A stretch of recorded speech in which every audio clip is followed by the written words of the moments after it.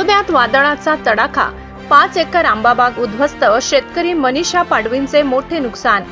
नमस्कार, आपण पाहतात परिवर्तन 24 न्यूज। नंदुरबार जिल्ह्यातील तळोदा तालुक्यातून एक धक्कादायक बातमी समोर येत आहे।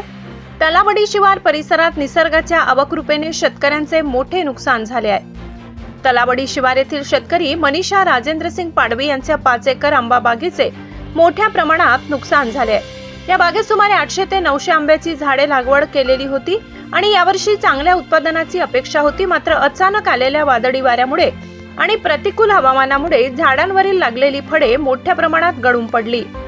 या घटनेमुळे शेतकऱ्यांचे लाखोंचे नुकसान झाल्याचा अंदाज व्यक्त केला जात आहे।